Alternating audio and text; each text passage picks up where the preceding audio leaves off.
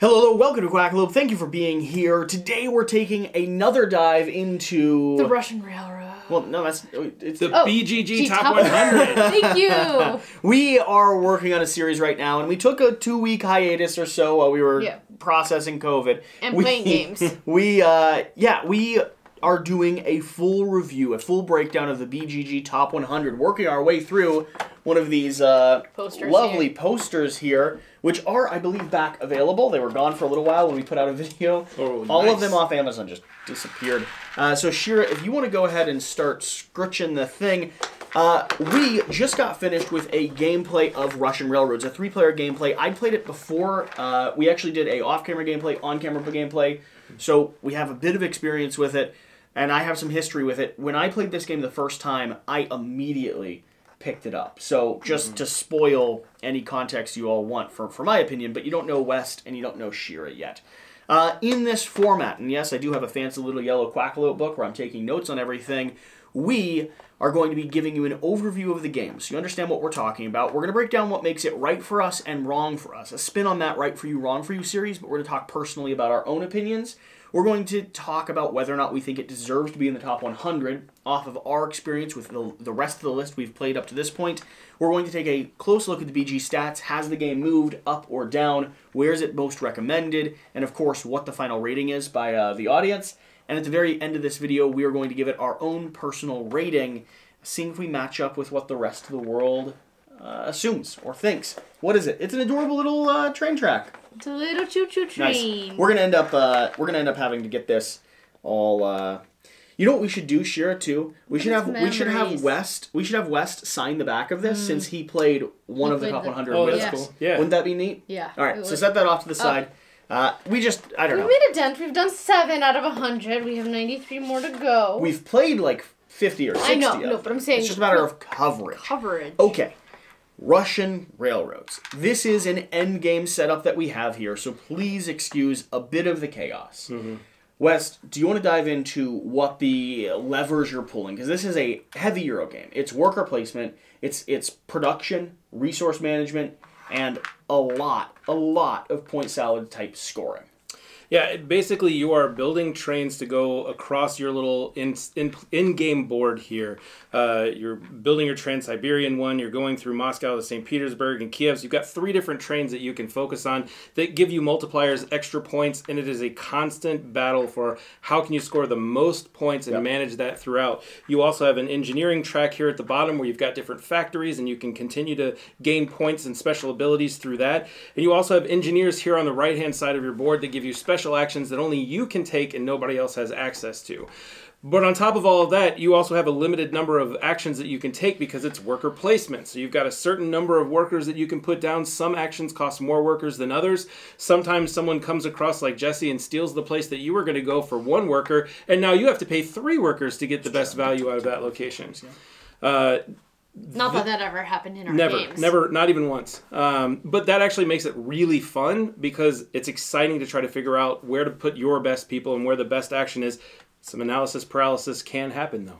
Yeah. The core crunch of this game is going to be moving up these 3 different tracks and your industry track. And as you take actions to gain resources, upgrade your gear, and push your track forward, you're going to be hitting this stalemate, this stagnation, where you see this little group I have here.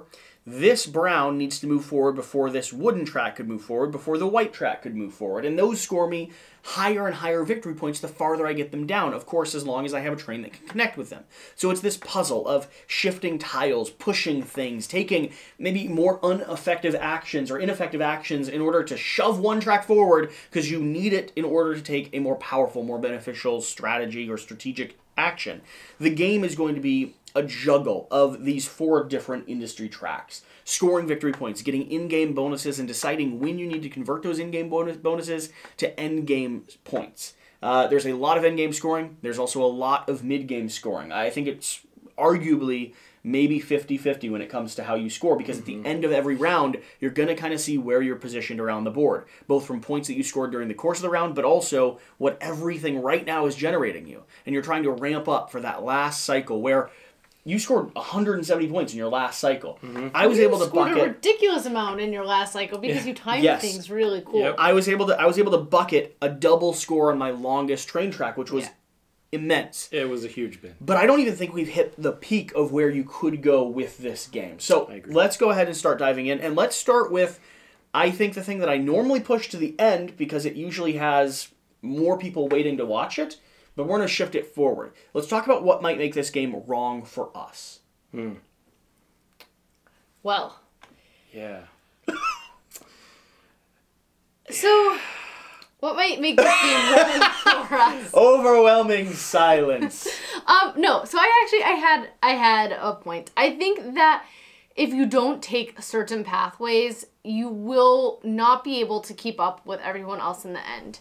I was trying a different tactic in this last game that we played, and I went straight heavy, but I didn't upgrade my trains. And I feel if you don't upgrade your main train and get these point-scoring trains that are really, really important, then you aren't going to be able to be really competitive at the end. I would argue I have seen people win with industry and a track, but you certainly can't do one. Industry won't win on its own. I'm saying I had both of these tracks upgraded. I'm saying without a brown or nude or white. You did, yes. You didn't have. I'm saying you have to take the Moscow to the Trans-Siberian track. I think you have to. I think you have to get some of those trains. I don't agree, but I can see why you think that. I'll challenge you. Yeah. Win next time. Okay. I think one of the other things that can happen is there is a bit of luck because there are certain things that might come across. It's also timing as to when you're scoring certain things. Like Jesse timed it exactly right at the very end, and I dare say there wasn't some luck involved with that.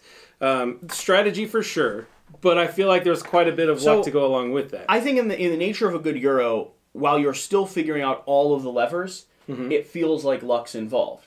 But when you're playing this, let's get to 20 games deep and look at how much luck is remaining in the game. There's not really any hidden information. Even the tiles that are coming out here are coming out pinpoint to the T. So you could cycle your first player at the right moment to the right order and save a coin for 3 rounds to make sure you get exactly what you're looking for. There's no blind luck in this game. But in our early game experiences and other people's early game experiences, it could certainly feel like you're stumbling across piles of victory points. Yep. Which then brings up another point about analysis paralysis. If you are prone to analysis paralysis, this is not the game for you. There are so many choices that you can make with your very limited resources. And they feel awesome. And they do feel awesome. No matter what you do, it feels awesome.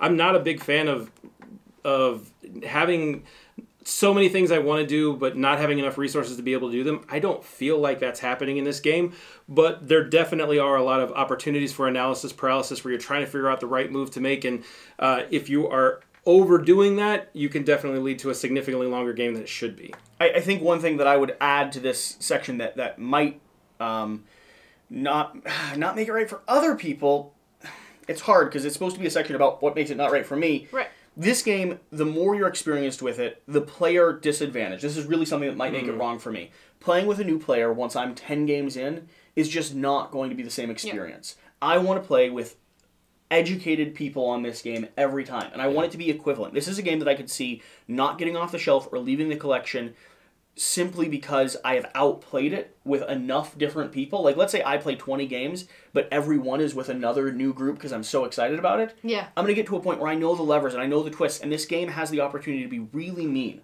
I could block someone. I could pay attention just enough to their board to see the strategy they're going for. They could cut me off just around the corner or steal that tile that someone needed to gain an extra 20 points. Yeah. And we're already seeing that early on in our experience with the game. You get really good at it, and that can be fun with a lot of people that know the game well, or it could feel really bad for someone that's like, I had set up this amazing engine, and you came by and put an iron rod in my wheel and stole 40, 50 points from me. Yeah. So. Yeah. So there you have it. That's our thoughts around what might make this wrong for us. We could go on this next section for a long time. So let's try to do the highs. Let's all three touch on what makes this right for us. Everything. We'll just put it at that. It is a very interesting, crunchy Euro with a lot of choices that you have to make. and there's still a decent amount of player interaction. Because it is a worker placement that is going on up there, you are taking spots from other people and preventing them from taking those actions. So while I care about what's going on my own board, and I'm upgrading my own board and caring about what system I'm going for, if you're going for a similar system, or even doing something totally different, but it still involves that same space that I need, I'll get upset when you take it from me. Direct competition. One more thing with things that might be wrong. I was just remembering, over here, if you don't manage to get first player or get those coins, Can be punitive. It's a huge chunk of points at the end game. Plus, these are select actions that only you can go to, and it is guaranteed that basically the first 2 players are going for coins and are going for that. Those are like your first kind of in dominant species, and even in bus, where you take the zoom action or you take certain actions end up becoming first. A lot of Euros have some classic actions that gravitate people too. I would argue that this game does a better job at mitigating that than most other games. No, 2 I do think points there's a is lot super of other powerful. actions that Extra workers could be the difference between you completing your track and not. Double scoring is okay, but we did see that run. Here's the reality, though. When you start getting into squeeze, sometimes taking 2 flesh-colored movements is the thing that sets you 1 round ahead of the player instead of 1 round behind them. And West and I had a situation where I had to sit and pause and go, you're taking my exact sequence of actions a single turn ahead of me. How can I shift this dynamic? And it worked out for both of us in the end. You know, it was a happy story. Everyone was pleasantly surprised. But I think you're right. I think there is the nature of a Euro game gravitating to this zone, and this zone is really valuable. But I think that's also just a generic Euro thing. But back to what makes it right. It is really cool, really thinky, but the teach isn't that bad. Also, it is pretty accessible. Once you understand the mechanics going on, a little bit of the symbology you have to keep like glancing at the rulebook and trying to understand new cards or new engineers that might come out. But other than that, it's really easy to get up and running. I'm curious what the weight is on BGG. We'll have to take a look. 3.5. 3.5. Wow. That's wow. For how accessible of a teach it is. To be fair, if you were reading this rulebook, even the rulebook, it's not that dense. I wouldn't want to read it. I would read that. It's so Euro. There's not even... It just starts with setup. So many pictures. It doesn't even start with flavor text. I would read that. The closest thing to flavor text is the, Russian on the front. On the front of the cover. Plus it takes about 2 hours to I don't even know what play. that says. It probably just says train car operation manual. Could be. But yeah, I'm going to pass it to you guys. I think it's a fantastic game with so many different ways to score points and interfere with everyone else. There's a lot of take that. So I'm going to go a different direction with mine. I enjoy Euros. I enjoy things that make you think. I enjoy games that have somewhat limited resources. But I think what makes this game really great is that it's not complicated for complicated's sake. It is exciting enough. It's fulfilling enough. There's a ton of really great things you can do. But it is elegantly simple, and it just flows. It doesn't outstay its welcome. Yeah. It goes exactly the amount of time that it needs to be. It's perfect. It's so easy, so simple. But there's still so much you can do in that amount of time, and so many different ways that you can maneuver things on your board. It's deep yet simple enough to be able to be accessible, and in not an overwhelming situation. It's a really great game. Yeah, I think we're all across the board that nearly everything in the game makes it right for us. I think the biggest thing for me that you hit on a little bit, Shira, is one of my favorite things in game design is a way to make a game, whether it's a Euro, a thematic dungeon crawl, whatever it is, a way to make a game involve players for the duration of the game experience, both in front of the camera and off the camera. One of the reasons I enjoy filming so much is because it requires everyone to be involved in the game and move the game forward, right? Because we're on camera, people are watching. But off the table, I also have found that this game, every action other players make, not on their personal board. This is a puzzle that, like you said, is simple and elegant, but has me focused. But every action someone takes on that main board, I'm looking up going, oh, you just took the zone. You're recalculating every single other action you're going to take the rest of the turn. And so as soon as one zone is taken away, you're like, oh, well, that means I have to pivot and do this and take this, which causes the person next after you to go, oh, wait, they did that, so I'm going to have to do that. Because the reality is, I would really love to take a lot of the best actions on the table. Oh, yes. And so would everyone else. Yeah. That's why there's supplemental, a little bit worse actions. And a little bit worse actions are not bad actions. No. They just mean your math's a little different. And like you said, you're recalculating. That's another thing, though, that might be wrong for people. It involves math, this game. You're going to have to be rescoring each round and just doing... I mean, it's addition. It's not too bad, but there's a little bit of math repetition. Hey, I mean, that's a 170 some multiplication right points. there. That's a multiplication. 170 some points in one round a of lot. calculator. That's a lot. You're going to need a calculator at some point, probably. Yeah. But Cool. There we have it. That is going to be what makes this right for us. Let's talk about whether or not this deserves to be... This is number 96 on our sheet, which our sheet is a little bit 94, I outdated. believe, is- 94 on our sheet. Sorry, 96. I'm spoiling stuff ahead of the time. 96. This is number 94 on our sheet, which is outdated a little bit by we about have 6 basically months. figured out that 2 games have popped up ahead and have I shoved think one of them everything is. down. I think one of them is Lost Ruins of Arnak. Yeah. No, I think But- Lost Ruins is on our sheet. But here's an interesting conversation. Ultimate Railroads is the next edition of Russian Railroads. Russian Railroads has been out of print for the longest time. Hard Okay. to get your hands on. Expansions are impossible. And Ultimate Railroads is currently delivering this year. That's why this When it comes in, well, it isn't on there yet. It's not in the top No, 100 yet. that's why I'm saying that's why Russian Railroads is not farther up, because no one can get it. No one can get Yes. it and keep playing Yes. it and rating So what I it. want to know, because I think we all agree it deserves to be on the top Oh, 100. 1,000%. Here's my question. Where does Ultimate Railroads, not where is it going to sit, which is also interesting, but where does it deserve to sit? Depending on Like, how, if it takes every single thing but improves upon this, I think it will sit higher than Russian Railroads. But depending on how limited it's going to be, is how many people who have access to it be able to play it and then rate it. I don't think it'll be limited. I think it's because it's a production run, right? Right. On a beloved game. I Yeah. think it's going to sit higher than Russian Railroads. Oh, it better. I'm gut checking top 50. It easily. I think it's a fantastic game, and I think if they can improve, even if they if they add some modules, expansions, anything So- that even improves upon it, like a drop, will take it higher. I need to check, but I believe Ultimate Railroads contains literally this core game with Okay. new components and everything like great. that. It may be a new board. I'm not even sure if they did that. I know it's pretty much a straight reprint with the hard-to-get expansions and a few new expansions included, which means you're adding new workers, new modules, new boards and production engines to play on. Yeah. There's a whole lot. That's but cool. even if it's just this, let's say Russian Railroads itself came back into just did a print. reprint. I think it deserves to be higher than it currently is. I would hate to see it knocked off the top Yeah. 100. Absolutely. This is a game that everybody who enjoys Euros needs to play because it's beautiful. Yeah. It's absolutely beautiful. And it's not a train game, by the way. It's not an It's 18XX. It's not at all. Yeah. No. I always thought it might have been, but it wasn't. So let's pull up those BG stats. Yeah. Well, actually, let's do our rating and then let's take a look at the BG stats so we Okay. can compare. Because you've already seen, but I don't want to. Yeah. I will just go ahead and throw this out there. This is a game that I purchased the moment after I'd played it with a friend. It was Yeah. part of his core collection. I went on and paid eBay prices to get my hands on it. I have Ultimate Railroads on the way. This is a 5 out of 5 for me. And West, so that you and the audience can follow along with what our rating score is, we don't do the 10 that BGG does. We will scale up accordingly. But we do 0.5s. But we do 0.5. So our scale is 1 is just a terrible game. You never want to play again.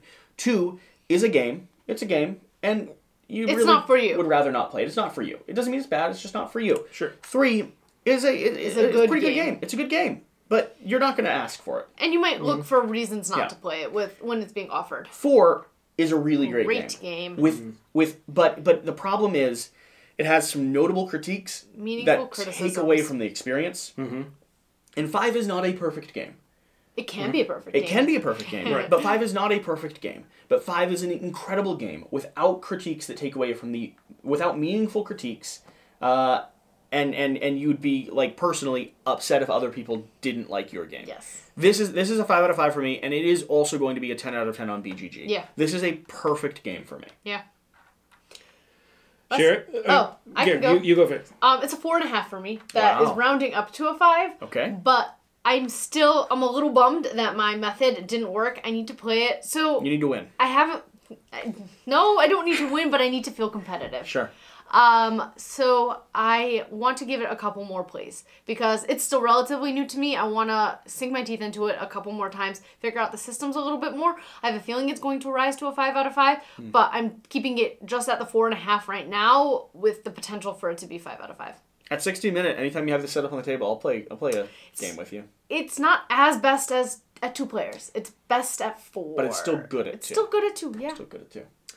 So for me, I'm trying to think of a reasonable critique that would hold it from being a 5. and I can't think of one. So for that reason, it's a 5. Yeah. I think the only thing that I can see in the future is that there might be some, this is the best way to do it. And like you said, if I've got to a certain point where I only have this one group of people and we're all playing it together, that's fine. But if I'm introducing it to a whole bunch of new people, I'll be too good at it and I won't have as much fun playing it. I still think it's a 5. It's a fabulous game, and I'm mad that I haven't played it up until now, frankly. But a hesitant 5. Scales up to 8, 9 on BGG. 5 out of 5. Out of 5. No, I mean for you personal. For me, I think it probably puts it at a 9. A 9. Yeah. Mine a 9. Good solid 9. Yeah. Okay. Let's see the BG stats. So take a look at what people say. It is a 7.8. 7.8. Okay. Pretty close to an 8. Yeah, I think it's higher than... And it says best at 4 players. Right. And when you click and you look at it... but it's very well recommended at 3 and at 2. Yes, only 10% of people say 2 is bad. 4.2% of people say that 3 is bad. Yeah. And literally only 1% say that 4 is bad. There's a whole bunch that say 1 and 5 are bad, but it's literally not playable at 1 and 5. So I don't know why you bother reading. Because they always do 1 through 5, I believe. Okay. And so you just click like, oh no, you can't do it. You said the weight was a 3.5? it's a 3.41. How many people have rated this? I'm curious about that. That's a great question. So it'll be ratings, 2.4K comments, 16,000 ratings. Okay. So 16,000 people have went out? in to rate it. Yeah, what was the published date? Let's see full credits. 2013. Nice. So we're about 10 years beyond. 9 years after it. Which is interesting, because for me it feels like a bit more of a harder to get historic game, but the way our industry... Stylistic, though, it's pretty up... I don't think it looks outdated. No. There's some games that look outdated. The way our industry works is like 10 years is a long time in our hobby. Yeah. And it's interesting, it listed down as 90 to 120 minutes as the playtime, and when we played 3 players, and unless I'm wrong, we're at 60 minutes straight. Yeah. 90 if you're like, that includes all the setup and also, the cover teach says or 120 something. minutes as well. Yeah. So they're being more honest than they should be. Extremely honest. Because publishers nowadays would steal that 60-second playtime every day of the week. Absolutely. You get one group playing it their 50th time getting 60 minutes in. You're that's a 60-minute game. That's a 60-minute game. All right. That's going to be a review. Thank you so much for watching. We're still going through. We got Trajan coming up soon. Trajan coming up next, probably, on this whole series that we're doing here. Lorenzo Il Magnifico we've got sorry. That was the one I was thinking of. We already did Trajan.